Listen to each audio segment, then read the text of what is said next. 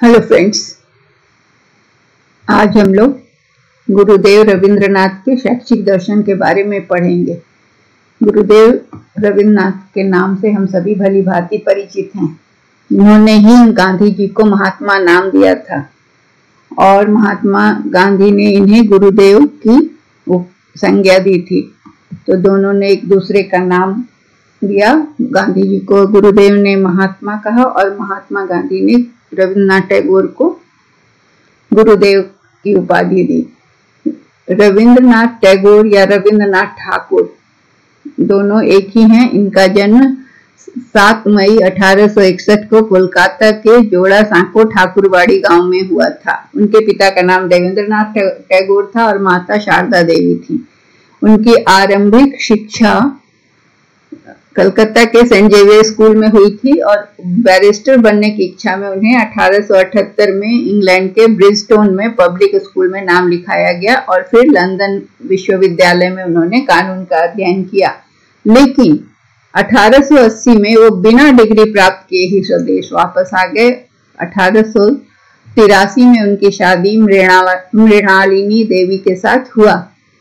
वो क्योंकि उनकी माता धर्म परायण थी, इसलिए धर्म परायणता और साहित्य में अभिरुचि और कला प्रियता उन्हें अपने खानदान से विरासत में मिली। वे महर्षि देवेंद्रनाथ टैगोर के सबसे छोटे पुत्र थे। महर्षि देवेंद्रनाथ टैगोर अपने समय के प्रसिद्ध विद्वान और समाज सुधारक थे। उन्होंने सबसे पहले 1863 में बोलपुर के पास अपने साधना के लिए एक आश्रम की स्थापना की, जिसे बाद में रविंद्रनाथ टैगोर ने अपनी कर्मस्थली बनाई। वहां उन्होंने अपना समय बहुत ज्यादा व्यतीत किया और वहीं से उन्हें शांति निकेतन, विश्व भारती, श्री निकेतन जैसी प्रसिद्ध संस्थाओं की स्थापना की।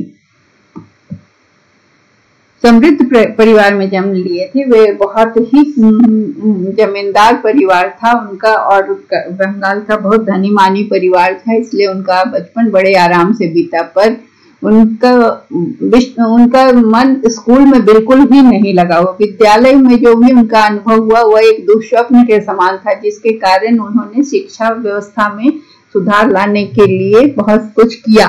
कुछ दिनों तक वो कलकत्ता में ओरिएंटल सेमिनरी में पढ़े और वहां का वातावरण उन्हें बिल्कुल पसंद नहीं आया। फिर वो नॉर्मल स्कूल में पढ़े, जहां उनका अनुभव और कटु रहा। तो विद्यालय का जीवन जो था उनका वो कटु अनुभवों से भरा हुआ था। उसे याद करते हुए उन्होंने बताया कि जब मैं स्कूल भेजा गया तो मैंने महसूस किया कि मेरी अपनी दुनिया मेरे सामने से हटा दी गई और उसके बदले में मुझे लकड़ी के बेंच और सीधी दीवारें मुझे अपनी अंधी आंखों से घूर रही हैं। उन्हें वहां बंधन लग रहा था, उन्हें उनका दम घुट रहा था। इसलिए उन्होंने जीवन पर्यंत ऐसे स्कूलों की कल्पना की और बनाने की कोशिश की जिसमें बच्चों की प्रकृति, रुचि और आवश्यकताओं का ध्यान रखा जाए। उन्होंने स्कूल जाने की उत्सुकता स्वयं व्यक्त की थी, स्वयं स्कूल जाने की बात की थी। परिवार का कोई दबाव नहीं था, क्योंकि वो बहुत ही धनी और समृद्ध परिवार के बच्चे थे, तो उनके लिए पढ़ाने के लिए घर में ट्यूटर की व्यवस्था हो सकती थी। लेकिन उन्होंने स्कूल जाने की इच्छा जाहिर की। जब गए तो उन्हें बहुत बंधन दिखा स्कूल में, और जैसे घर में बंधन लगता था वैसे स्कूल में भी मिला। उसके बाद वो स्कूल से छूटने को व्याकुल हो गए। उन्हें स्कूल की दीवारें जेल की तरह लगती थी और निर्मम अनुशासन जो था वो बहुत उन्हें निर्मम लगता था। और टीचर जो थे वो राजा, तो अध्यापक उनको क्या दिखता था, लगता था वो बेंत है, क्योंकि उस समय बच्चों को मारने की परंपरा थी। तो ये कहा जाता था कि spare the rod and spoil the child वाले सिद्धांत पर विश्वास रखने के कारण टीचर बच्चों को बेंत से मारते थे। इस तरह की परिस्थिति और ये असहनीय परिस्थिति में और ब्रिटिश अंग्रेजी भाषा में दी जा रही शिक्षा, जो कि उनके लिए अपरिचित भाषा थी, उन्हें शुष्क लगा और इस नीरस शिक्षा से वो तंग आ गए, क्योंकि इसमें केवल नियम और सिद्धांत और कॉन्सेप्ट को रटना पड़ता था और जो भी सिखाया जाता था उसे आत्मसात करना या उस पर विचार वो नहीं कर सकते थे, क्योंकि जो भी शिक्षा दी जाती थी वो विदेशी भाषा में दी जाती थी। तो उसको समझने के लिए उनके पास भाषा का उतना विशाल ज्ञान नहीं था जिससे कि वो उसे समझ पाते क्योंकि वो मातृभाषा में शिक्षा नहीं दी जाती थी, अतः उसको रटना पड़ता था। तो रविंद्रनाथ के अनुसार उनका कहना था कि प्रकृति ही सर्वश्रेष्ठ शिक्षक है। वे कला से प्रारंभ करने की बात करते थे और गांधी क्राफ्ट की बात करते थे। तो रविंद्रनाथ ने स्कूल की शिक्षा को कभी भी बढ़ावा नहीं दिया, उन्हें स्कूल की शिक्षा का अनुभव अच्छा नहीं था, तो उन्होंने शिक्षा को कला से प्रारंभ करते थे। और गांधी की क्राफ्ट, गांधी जो शिक्षा में क्राफ्ट की बात करते थे, वो रविंद्रनाथ भी उसको मानते थे। बुनियादी तालीम में जो काम हाथ से सीखने की बात थी, वो उस पर गुरुदेव ने भी जोर दिया। बुनियादी तालीम गांधी जी की थी, जिसमें हाथ से सीखने का कार्य पर जोर दिया जाता था, और यहाँ गुरुदेव ने भी इसे अपनाया और कहा कि बालक अपने हर अंग प्रत्यंग के कार्य, अपने बॉडी पार्ट्स के कार्य और उनकी संवेदना, सेंस ऑर्गन्स की संवेदना को भी समझ ले। अनेक विद्वान रविन्द्रनाथ टैगोर को एक क्रांतिकारी शिक्षा शास्त्री मानते हैं। उनका शिक्षा दर्शन और शिक्षा विधि इतना महत्वपूर्ण है, इतना अर्थपूर्ण है, इतना उपयोगी है कि वो अलग से भी अगर देखा जाए तो उनका महत्व कम नहीं होता। उनका मानना था कि ज्ञान जो है वो प्रेम और कर्म के माध्यम से प्राप्त किया जा सकता है। क्या मतलब हुआ प्रेम और कर्म? मतलब बच्चों को प्यार से सिखाया जाए और एक्टिविटी से, कर्म मतलब यहाँ हुआ एक्टिविटी से, खुद करके सीखने से अगर माध्यम बनाया जाए शिक्षण को, खुद करके सीखना, तो ज्ञान प्राप्त हो सकता है। इसलिए टैगोर की शिक्षा दर्शन को रेखांकित करने वाले 3 सिद्धांत है। पहले तो स्वतंत्रता, बच्चों को स्वतंत्र रूप से कार्य करने का अवसर दिया जाए। सृजनात्मक स्व अभिव्यक्ति मतलब क्रिएटिव सेल्फ एक्सप्रेशन, वो खुद को अपने अभिव्यक्त करे, जो कि सृजनात्मक मतलब उनके अंदर की सृजनात्मकता को बाहर लाना। और प्रकृति और इंसानों के साथ एक्टिव पार्टिसिपेशन मतलब कि नेचर के अंदर, प्रकृति के बीच में शिक्षा की प्राप्ति। उनका कहना था कि स्वतंत्रता की मौजूदगी में ही शिक्षा को अर्थ और औचित्य मिलता है। उन्होंने तत्कालीन स्कूलों को शिक्षा की फैक्ट्री, बनावटी, रंगहीन और दुनिया के संदर्भ से कटा हुआ सफेद दीवालों के बीच झांकती मृतक के आंखों की पुतली कहा था शिक्षा को। तो मतलब आप समझ सकते हैं कि उन्हें स्कूली शिक्षा से कितनी नफरत थी, या कितना उनका टेस्ट, मतलब वो उनको कितना नापसंद करते थे, ये उनके कहे हुए वाक्यों से पता चलता है। उन प्रकृति को वो बहुत महत्व देते थे। उनका मानना था कि हमारी जो शिक्षा है, जो दीवारों के बीच में दी जाती है और एक बंद कमरे में सिखाया जाता है, वो हमें प्रकृति और सामाजिक संदर्भ दोनों से दूर कर दिया। क्योंकि यह निर्जीव, सामाजिक संदर्भ मतलब कि हम लोगों से इंटरेक्ट नहीं कर पा रहे हैं, प्रकृति के बीच नहीं जा पा रहे हैं, तो ये शिक्षा कैसी हो गई है? निर्जीव हो गई है और मूल्य विहीन हो गई। उन्होंने पाया कि शिक्षा को बच्चों के लिए ज्यादा अर्थपूर्ण बनाने के लिए सबसे पहले बच्चों को प्रकृति के संपर्क में लाना होगा, जो कि शिक्षा को मात्रा और गुणवत्ता में नैसर्गिक बनाकर, मतलब नैसर्गिक का मतलब नेचुरल, तो गुणवत्ता में नेचुरल शिक्षा को बनाकर इसको हासिल किया जा सकता है। और प्रकृति के साथ संपर्क से बच्चा विशाल दुनिया की, जब प्रकृति के संपर्क में आएगा तो दुनिया की विशालता, उसकी रियलिटी, उसकी वास्तविकता, उसकी कंटिन्यूटी और खुशी से वो परिचित होगा। जब वो नेचर में जाएगा, खुद से कुछ पौधे लगाएगा या पौधों को बढ़ता देखेगा, उनमें फूल आता देखेगा, तो ये सारी चीजें उसको खुशी प्रदान करेंगी। शिक्षा संबंधी गुरुदेव के जो विचार हैं, उनके लेख तपोवन में देखे जा सकते हैं। ये क्वेश्चन आ सकता है कि गुरुदेव के शिक्षा संबंधी विचार कहाँ मिलेंगे, कहाँ हम किस लेख में से प्राप्त होता है? तो इसका आंसर होगा तपोवन 1909 में जो पब्लिश हुआ था। उनके शिक्षा दर्शन का निर्माण मूलतः भारतीय दार्शनिक परंपरा, विशेषतः उपनिषदों के द्वारा है। उनके शिक्षा दर्शन का निर्माण उपनिषदों द्वारा हुआ है। गुरुदेव पर प्राचीन शिक्षण पद्धति का गहरा प्रभाव था। उनके विचारों की झलक तपोवन, तपस्या, आश्रम, संगम, ब्रह्मचर्य, ये सब शब्दों का प्रयोग से उनकी शिक्षण पद्धति पर प्राचीन भारतीय शिक्षा पद्धति का प्रभाव पड़ता है। इस दृष्टि से रविन्द्रनाथ टैगोर निश्चित रूप से आदर्शवादी शिक्षा शास्त्री कहे जा सकते हैं, क्योंकि आदर्शवाद में इन चीजों की महत्ता को बताया गया है। उनका मानना था कि ईश्वर ने अपनी योजना के तहत ही बच्चे को नैसर्गिक प्रतिभा प्रदान कर धरती पर भेजा है और उन्हें क्या करना है, शिक्षक का काम है कि उन्हें जागृत करके आध्यात्मिक भूमि पर लाना। तो टैगोर को कुछ विद्वान प्रकृतिवादी शिक्षा शास्त्री मानते हैं, कोई उन्हें आदर्शवादी शिक्षा शास्त्री मानते हैं। तो टैगोर का जो प्रकृतिवाद है वो वेस्टर्न नेचुरलिज्म से बिल्कुल अलग है। पश्चिम देशों का जो प्रकृतिवाद है उससे बिल्कुल अलग है। गुरुदेव के शैक्षिक सिद्धांत का सार क्या है, मनुष्य और प्रकृति के बीच आध्यात्मिक एकता। मतलब बच्चों का विकास जो है नैसर्गिक रूप से, नेचुरल रूप से प्रकृति के गोद में होना चाहिए। उन पे रूसो और अंग्रेजी के कवि शेली एंड वर्ड्सवर्थ का प्रभाव देखा जा सकता है। वो कहते थे कि शिक्षा फैक्ट्री में काम करने की दक्षता हासिल करने के लिए नहीं है और न ही विद्यालयों और महाविद्यालयों में परीक्षा पास करने के लिए है। सच्ची शिक्षा तो तपोवन में प्रकृति के साथ एक रूप हो, तपस्या के माध्यम से शुद्ध होकर प्राप्त की जा सकती है।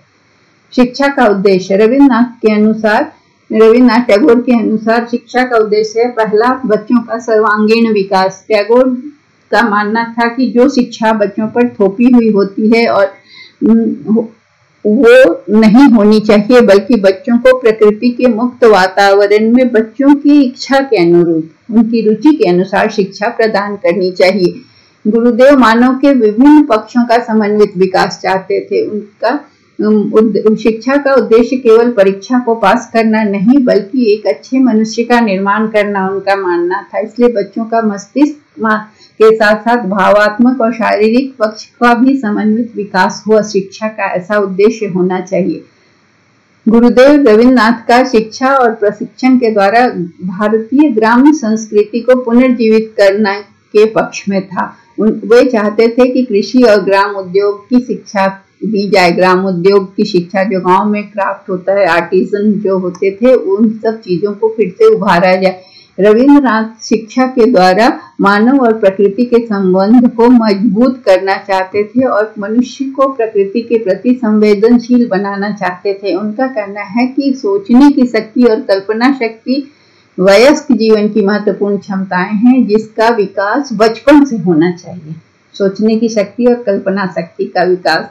तो उनके अनुसार शिक्षा का एक महत्वपूर्ण उद्देश्य बच्चों को वास्तविक जीवन की सच्चाइयों, परिस्थितियों के और परिवेश के साथ परिचय कराना और सामंजस्य स्थापित करना। उन्होंने जोर देते हुए कहा कि अवास्तविक शिक्षा हमारे लोगों में बेईमानी, नैतिक पाखंड और मातृभूमि के प्रति अज्ञानता पैदा करती है। उनका यह भी तर्क था कि शिक्षा और हमारी जिंदगी के बीच सामंजस्य स्थापित करने का हर प्रयास होना चाहिए। मतलब शिक्षा जिंदगी से जुड़ी हुई होनी चाहिए। यह केवल सूचनाओं का और आंकड़ों का एकत्रीकरण नहीं होना चाहिए। टैगोर ने शिक्षा की उपयोगिता के बारे में कहा कि वे शैक्षिक संस्थाओं का आर्थिक जीवन के साथ गहरा जुड़ाव हो, ऐसा चाहते थे। टैगोर ने शिक्षा के विकास को शिक्षा को विकास की एक प्रक्रिया माना है और शिक्षा के व्यापक अर्थ को स्वीकार किया है। उनका कहना है कि शिक्षा विकास का ऐसा साधन है जिससे मनुष्य का मानसिक, भावात्मक, राजनैतिक, सामाजिक, आर्थिक और आध्यात्मिक आवश्यकताओं की पूर्ति होती है। शिक्षा के द्वारा ये सारे एस्पेक्ट और सारी आवश्यकताएं पूरी होती हैं। टैगोर ने शिक्षा के क्षेत्र में प्रकृति को विशेष महत्व दिया है, ये हम शुरू से देख रहे हैं। उनका कहना है कि बालक को पुस्तक के स्थान पर प्रत्यक्ष सोर्स, डायरेक्ट सोर्स से ज्ञान प्राप्त करना चाहिए। मतलब पौधों के बारे में जैसे उन्हें हम पढ़ा रहे हैं तो पौधों को दिखाकर उन्हें बताना चाहिए, या फिर हम मनुष्य और जानवर में अंतर स्पष्ट कर रहे हैं तो उन्हें ये दिखा कर बताएं। मतलब प्रत्यक्ष स्रोत से ज्ञान प्राप्त करने का अवसर प्रदान करना चाहिए। उन्होंने सर्वोच्च शिक्षा कहा है जो संपूर्ण सृष्टि से हमारा सामंजस्य स्थापित करती है। वही शिक्षा सर्वोच्च है जो सृष्टि के साथ, पूरी सृष्टि के साथ हमारा कोऑर्डिनेशन, सामंजस्य स्थापित करती है। इसलिए अध्ययन और अध्यापन के लिए वो एक स्वतंत्र और प्राकृतिक वातावरण को उपयुक्त मानते थे। इसके लिए उन्होंने 1901 में बोलपुर नामक स्थान पर शांति निकेतन नाम की एक विद्यालय की स्थापना की, जिसे आज विश्व भारती विश्वविद्यालय के नाम से जाना जाता है। शांति निकेतन में ही रहकर इन्होंने गीतांजलि की रचना की, जिस पर 1912 में इन्हें नोबेल पुरस्कार प्राप्त हुआ। टैगोर नोबेल पुरस्कार प्राप्त करने वाले पहले भारतीय थे। ये भी एक क्वेश्चन बनता है कि किस पुस्तक पर नोबेल प्राइज मिला और पहले भारतीय कौन थे जिन्हें नोबेल पुरस्कार मिला। इसके अतिरिक्त इन्होंने अनेक पुस्तकों की रचना की, अनेक देशों का भ्रमण किया और विभिन्न विश्वविद्यालयों में व्याख्यान दिया। इनकी ख्याति इससे बहुत बढ़ी। बच्चों के संदर्भ में वह स्वतंत्र मुक्त गतिविधि और उनके स्वास्थ्य और शारीरिक विकास के लिए खेल के हिमायती थे।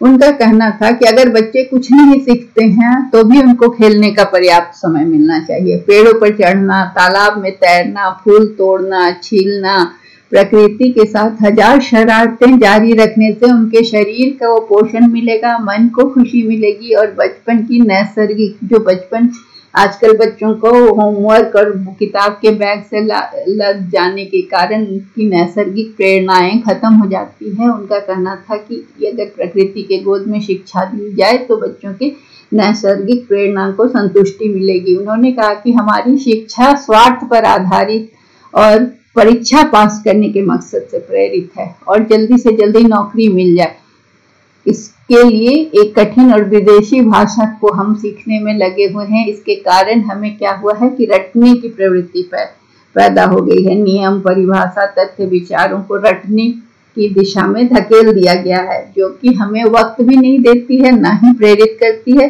कि हम ठहर के सोच सकें और सीखे हुए को आत्मसात करें। बस रटते चले जाना है और वो लोड बढ़ता जा रहा है। तो उनका कहना था टैगोर का कि बालक को केवल पाठ्य पुस्तकों को ही नहीं पढ़ना चाहिए, बल्कि सीधे स्रोत मतलब सीधे देखकर चीजों को सीखना चाहिए। उनकी शिक्षा हमें नैतिकता का भी पाठ पढ़ाती है। उनका मानना था कि नैतिक शिक्षा या नैतिकता के अभाव में किसी भी देश, राष्ट्र, समाज की उन्नति नहीं होती है। ये नैतिकता कैसे आएगी? तो अनुशासित रहने से, अच्छे अनुशासन से। उनका कहना था, टैगोर का मानना था कि बालकों को कठोर दंड नहीं देना चाहिए। अनुशासन को उन्होंने एक आदर्श माना, एक नैतिक मूल्य माना और उनका कहना था कि वास्तविक अनुशासन का अर्थ है अपरिपक्व और स्वाभाविक आवेगों की अनुचित उत्तेजना और दिशाओं में विकास से सुरक्षा और स्वाभाविक अनुशासन की स्थिति में रहना छोटे बच्चों के लिए सुखदायक है। उन्होंने विद्यार्थी जीवन को बहुत पवित्र माना है और उन्होंने विद्यार्थियों को शिक्षण के दौरान उन विद्यार्थियों से कुछ गुणों की अपेक्षा की है। पहला है व्यवहार में विनम्रता, दूसरा है आचरण में स्वच्छता और व्यवस्था, नियमों और आज्ञाओं का पालन, शरीर और वातावरण की सफाई, व्यक्तिगत और सामाजिक जीवन में अनुशासन, आत्म अनुभूति। तो ये नियम आज भी उपयोगी हैं, जिनका पालन करके विद्यार्थी समाज और राष्ट्र के अच्छे नागरिक बन सकते हैं। टैगोर के समय भी सदाचार और संयम पर विशेष बल दिया जाता था। आज गुरु और शिष्य के बीच में जो दूरी बढ़ रही है, चिंता का विषय है, क्योंकि शिक्षक केवल वेतन भोगी बनकर रह गया है और शिष्य ने शिक्षक के प्रति शिष्टाचार वह सम्मान को छोड़ दिया है। इसके लिए कौन है जिम्मेदार? तो उनका मानना था कि इसके लिए हमारी शिक्षा प्रणाली ही जिम्मेदार है। अतः ऐसी शिक्षा होनी चाहिए जो बच्चों में अच्छी भावना को जन्म दे सके। इसलिए उन्होंने अपनी शिक्षा नीति में सुधार किए, नई चीजें बतलाई। शिक्षा केवल शिक्षक के द्वारा ही दी जा सकती है, शिक्षण विधि के द्वारा नहीं। इसलिए उन्होंने कहा कि शिक्षक में विधि, किसी भी विधि से पढ़ाया जाए उसके लिए पहले शिक्षक में क्या क्या चीजें होनी चाहिए? सेवा, त्याग, सहयोग, लगन, प्रसन्नता, कर्तव्य परायणता के गुण होने चाहिए, जिससे विद्यार्थी प्रभावित हो सकें, शिक्षक से जुड़ सकें। टैगोर का कहना है कि शिक्षक को मनोविज्ञान का ज्ञान होना चाहिए, जिसके आधार पर वह व्यक्ति के महत्व को या विद्यार्थी के महत्व को समझ सकेगा। टैगोर ने ऐसी शिक्षण विधि पर बल दिया जिससे बालक की जिज्ञासा और रुचि बनी रहे। तो भ्रमण के समय पढ़ाना, उनका कहना था कि चलते हुए, अभी हम आगे देखेंगे इसको थोड़ा विस्तार से, कि भ्रमण के समय चलते हुए पढ़ाना, क्रिया विधि करके सीखना, वाद विवाद और प्रश्नोत्तर, यहाँ पर प्रश्नोत्तर होगा, ये क हो गया, इसको आप ठीक करेंगे। यद्यपि टैगोर के समय शिक्षा के स्तर मौजूद नहीं थे, उनका जो विचार और वैज्ञानिक चिंतन है जो वह शिक्षा के हर क्षेत्र को प्रभावित करती है। उन्होंने आध्यात्मिक और नैतिक शिक्षा को सार्वभौमिक और उन मानवीय मूल्यों को प्रतिपादित करती है जिनका हर काल में जिनकी जरूरत बनी रहेगी, हर देश में इसकी आवश्यकता बनी रहेगी। कुछ कोट्स हैं ये रविंद्रनाथ जी के, जो टैगोर के, जो हम एक 3 कोट हमने यहाँ पर डाला है। पहला है कि सभी गलतियों के लिए अगर आप दरवाजे बंद कर दोगे तो सत्य बाहर रह जाएगा, सत्य अंदर कैसे आएगा, इसलिए सभी गलतियों के लिए दरवाजे नहीं बंद करना है। दूसरा है खुद को कला में उजागर करता है, कलाकृति को नहीं। जो भी कोई कलाकार है, जो भी बनाता है, वो खुद को उजागर करता है, कलाकृति को नहीं। और हम यह प्रार्थना न करें कि हमारे ऊपर समस्या न आए, बल्कि यह प्रार्थना करें कि हम उनका सामना निडर होकर करें। अनुशासन के बारे में टैगोर ने आत्म अनुशासन पर बल दिया और उन्होंने कहा कि अनावश्यक पदार्थों से मुक्त सहज तरीके से जीवन जीने के आदर्श को उन्होंने बढ़ावा दिया। उनका कहना था कि हमें इस विचार को मूर्त रूप देना चाहिए। उन्होंने हमारे स्कूलों के संदर्भ में भी अनावश्यक चीजों को कम करने का विचार रखा। उन्होंने पाया कि सहजता और स्वाभाविकता वास्तविक सभ्यता में शामिल होती है, बनावटीपन नहीं होना चाहिए। वास्तविक सभ्यता में बनावटीपन नहीं होती, इसलिए हमारे बच्चों को बहुत प्रारंभ शुरू से ही इसके लिए प्रशिक्षित ट्रेंड करना चाहिए।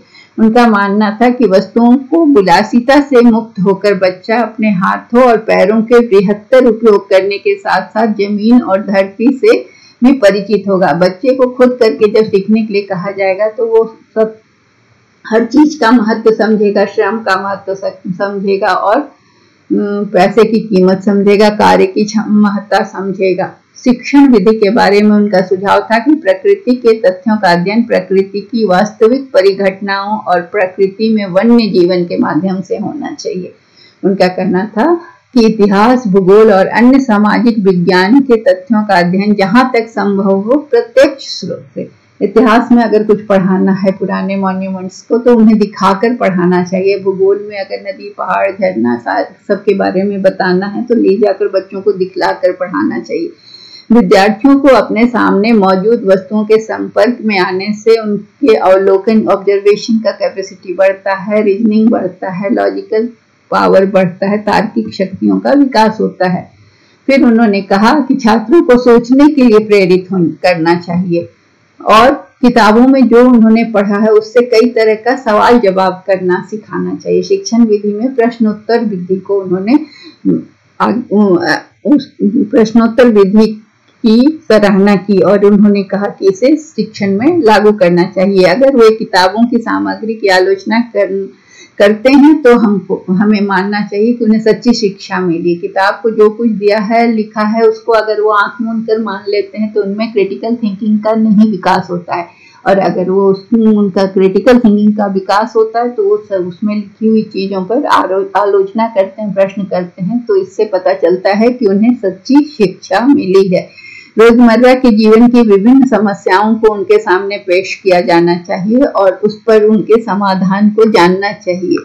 इससे क्या होगा कि कक्षा में पढ़ाने की तुलना में ये ज्यादा महत्वपूर्ण चीज है, क्योंकि वो एक तो रोजमर्रा की समस्याओं से अवगत होंगे और उनके समाधान के प्रति भी उनकी जागरूकता बढ़ेगी। गतिविधि का सिद्धांत उनका है शैक्षणिक विधि में एक महत्वपूर्ण सिद्धांत। इसका मतलब है कि शरीर और मन को विभाजित नहीं किया जा सकता, इसलिए शारीरिक गतिविधि से केवल शरीर को ही स्फूर्ति नहीं मिलती बल्कि मन भी ऊर्जावान होता है। इस सिद्धांत के आधार पर उन्होंने चलते फिरते स्कूल को आदर्श स्कूल की संज्ञा दी। उन्होंने कहा कि चलते चलते पढ़ना, मैंने पहले भी बताया था कि वॉकिंग करके जब पढ़ना होता है तो उनका मानना था ये शिक्षा का सबसे अच्छा तरीका है। क्यों? क्योंकि चलने से प्रत्यक्ष अवलोकन तो होता ही है और बच्चे अलर्ट भी रहते हैं, उस समय चलते रहेंगे तो इसलिए उनका माइंड भी डाइवर्ट नहीं होता है। ऐसा इसलिए भी कि चलते समय बच्चे का मन अधिक चीजों को ग्रहण करने वाली स्थिति में होता है, मन जागृत होता है। कक्षा कैसी होनी चाहिए? क्लासरूम अगर तो उनका कहना है कि अगर एक लड़का मुझसे कहेगा क्या मैं दौड़ने जा सकता हूँ, तो मैं कहूँगा हाँ जरूर, क्योंकि इससे उसकी कुछ बोरियत दूर होगी और फिर वह सक्रिय हो जाएगा। और उसके बाद उसे, क्योंकि क्लास में लगातार बैठने से नीरसता हो जाती है, अगर वो बाहर दौड़ कर आएगा तो उसके लिए चीजों को ग्रहण करना और समझना आसान होगा। यह कब होता है? जब बच्चे बोरियत महसूस करते हैं, मन निष्क्रिय हो जाता है, वो सुनने और ग्रहण करने की स्थिति में नहीं होते, उनका शारीरिक गति के अभाव में उनका मानसिक स्थिति ठहर जाती है और निर्जीव पाठों को वो आत्मसात करना बंद कर देते हैं। तो टैगोर ने बच्चों के पाठ्यक्रम में नाटक और संगीत को शामिल करने पर काफी जोर दिया, क्योंकि उनका कहना था कि आत्म अभिव्यक्ति का सबसे अच्छा माध्यम है नाटक और संगीत। और बच्चों, जहाँ तक बच्चों की किताबों की बात है, उनका कहना था कि किताबें आकर्षक और आसान होनी चाहिए और शुरुआत के पाठों को आसान रखना चाहिए, ताकि बच्चों को उस पुस्तक के प्रति लगाव पैदा हो। और उनका कहना था कि विदेशी भाषा के बदले सारी शिक्षा मातृभाषा में होनी चाहिए। फिर उन्होंने सक्रिय रूप में सीखना पर जोर दिया, जो कि जीवित इंसानों के लिए हर तरह से उपयोगी है। दूसरी तरफ क्लासरूम में जो स्थिर शिक्षा होती है, जिसमें कि बच्चे पैसिव हो जाते हैं, निष्क्रिय हो जाते हैं, तो उससे छात्रों को अलर्ट करने, जागरूक करने के लिए या जागृत करने के लिए एक्टिविटी का क्लास में होना चाहिए, ताकि बच्चे करके सीखें। तो ये सिद्धांत को शांति निकेतन में अपनाया गया है और गति के इस सिद्धांत को टैगोर ने क्लासरूम में भी अपनाया है। टैगोर का कहना है कि व्यक्ति के अस्तित्व के दो रूप हैं, एक और उसका भौतिक जो नियमों से बंधा है, भौतिक अस्तित्व है जो कि नियमों से बंधा है, जो शारीरिक रूप से प्रेजेंट है हम और बहुत सारे नियमों से बंधे हैं, ये जहाँ पर वह अन्य व्यक्तियों के समान है। दूसरा उसका आध्यात्मिक अस्तित्व है, जो उसे अन्य व्यक्तियों से अलग और विलक्षण सिद्ध करता है। संपूर्ण सृष्टि का भार भी इस व्यक्ति के वैयक्तिकता को नहीं कुचल सकता। जो आध्यात्मिक अस्तित्व है उसको कोई कुचल नहीं सकता। यह वैयक्तिकता जो है वो मनुष्य की अमूल्य निधि है, जो उसके जीवन के मूल उद्देश्य को निर्धारित करती है। उनका मानना है कि जैसे बीज में संपूर्ण वृक्ष का रूप धारण करने की क्षमता होती है, वैसे ही व्यक्ति में अपने विलक्षण व्यक्तित्व के विकास की क्षमता निहित होती है। इस विकास के मार्ग में जो भी बाधा आती है वो उसके पांव की बेड़ियां हैं। इसलिए आत्मनिर्णय स्वतंत्रता का सार तत्व है। उनका मानना है कि कोई भी कार्य जो किसी व्यवस्था में किया गया है वो स्वतंत्रता का निषेध है, जिसे वो गलत ठहराते हैं। उनका कहना था कि अधिकतर वयस्क बच्चों के इशारे पर नाचने वाली बच्चों को मानते हैं कि जो कहेंगे वो मानेंगे, वो मेरे इशारे पर नाचने वाली कठपुतलियां समझते हैं। ऐसी प्रक्रिया से उन्होंने बच्चे को बचपन से मरहूम कर दिया और बच्चों को अपने आदेश पर घुमा रहे हैं। तो इससे बच्चा का जो स्वतंत्र अस्तित्व है वो खत्म होने लगता है।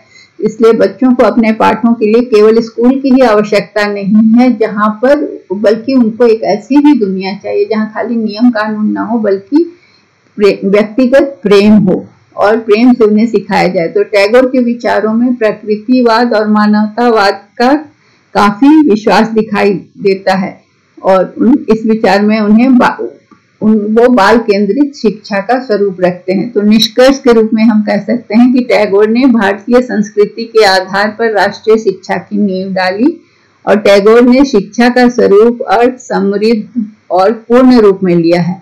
तो उन्होंने जो नियम बनाया है जीवन की पूर्णता के लिए, उसमें उन्होंने भारतीय और पाश्चात्य दोनों जीवन को स्पर्श किया है और इसमें आध्यात्मिक तत्व है जो भारतीय है और भौतिक तत्व है जो पाश्चात्य है। तो दर्शन और वास्तविक जीवन की परिस्थितियों का समन्वय करके टैगोर ने भारतीय शिक्षा में महान क्रांति की है।